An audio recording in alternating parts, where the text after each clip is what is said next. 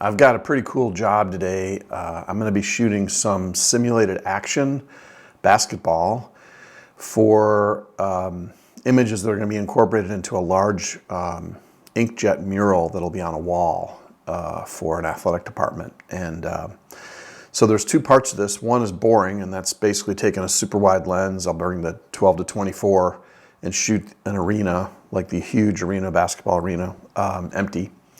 And then the second part will be shooting simulated action. Now the way I'm going to do that is going to be with Westcott strobes, turned down to about 1/4 power. At 1/4 power, the flash duration, or the amount of time that the strobe is lit, gets super short, and enables me to stop action. Like I'm talking shoelaces frozen in the air, kind of stuff like that. I'll be using some sport reflectors. These are called long throw reflectors. They concentrate the light in a very small area. And I'll probably be working mid-court with them.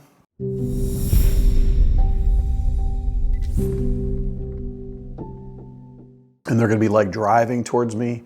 The idea is that these are not, the whole point is not to have their faces showing, but just to show their lower body with like the team name and number and kind of stuff like that. So there'll be a number of players, which is really helpful because it gets really exertive to do like the same thing over and over again.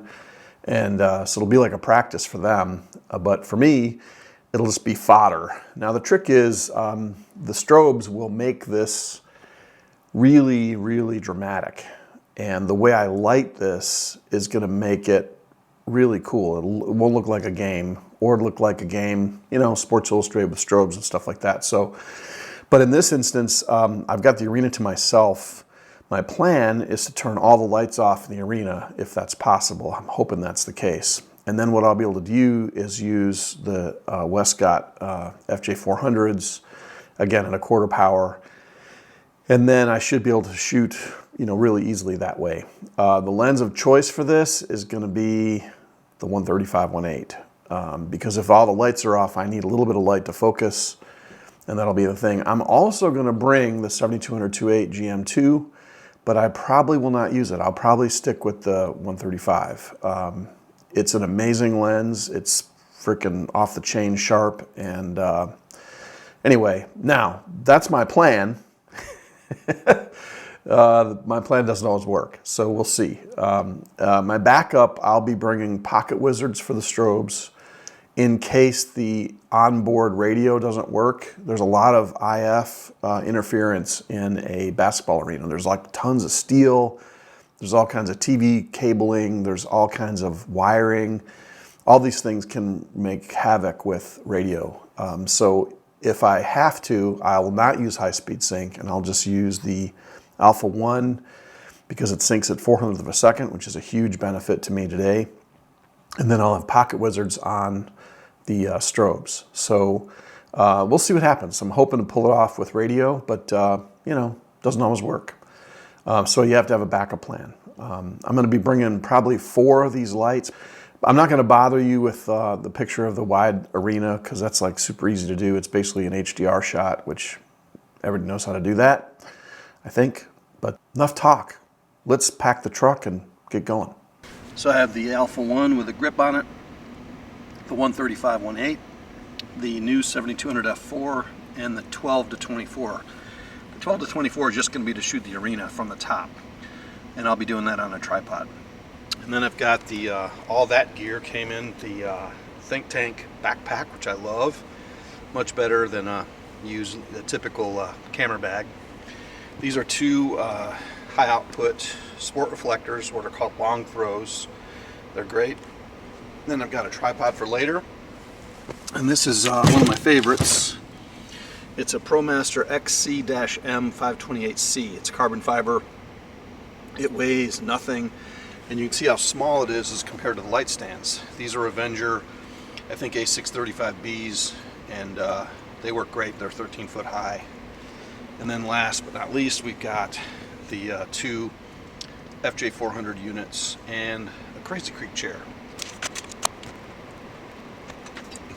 These different modes. Now, if you'll look here, there's a fraction. So T5 means at half a meter. So this is 9.0, this is full power. So the FJ400 is really good because at full power it's 600th of a second. Most stuff coming out of China right now, like namely Godox, is 200th of a second or 250th, which is not very fast.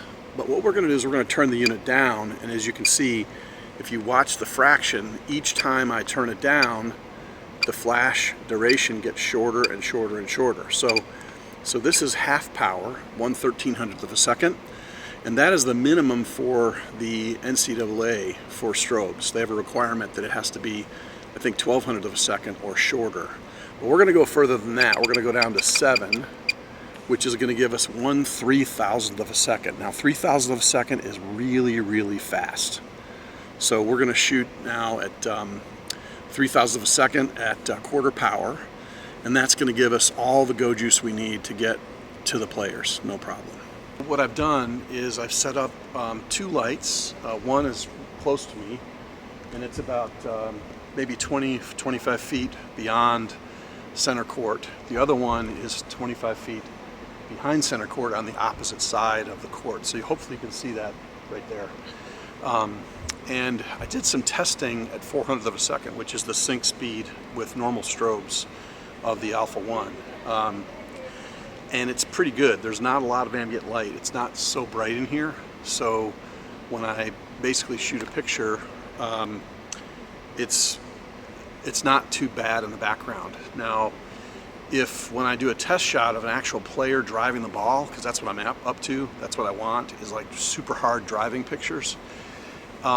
Because of the extreme movement of the players, I may have to kind of back off and turn off the lights in here, and then I'll have to shoot in the dark. So I'm hoping to get away with the f4 lens with the lights on, but if I can't, I'll actually just change out to the 135/1.8, and then I should be able to shoot in the dark. So by the way, I can just hit a button here and I can turn, if you look in the background here, you can see the mounting lights coming off and on, and I can do that all from the trigger. So the Westcott FJ400 system is unbelievable. It's great. And the fact that I can use it for portraits outside in bright sunlight and then bring them in here and use them for a sport application is really strong. And again, the reason why it's such a good light for me, because I shoot action and I do normal portraiture, is that the light is fast enough in order to stop action. Again, 600th of a second is quite fast for a typical battery-powered strobe. All right, I'm ready. Go ahead.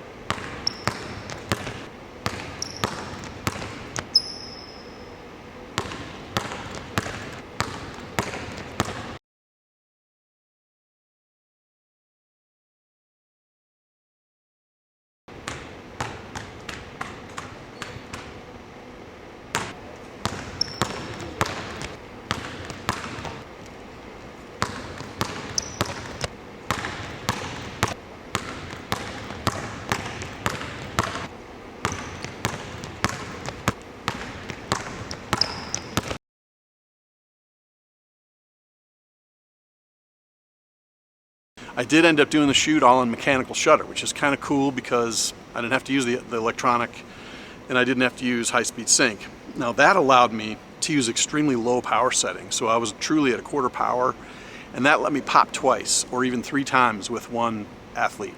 So I could go pop, pop, pop as they run through the area that was lit. So that increased my sort of odds. If I had done it on, let's say I'd chosen 2,000th of a second in high-speed sync, at f4, I would have only gotten 1 picture per pass because it would have taken so much energy to do the HSS.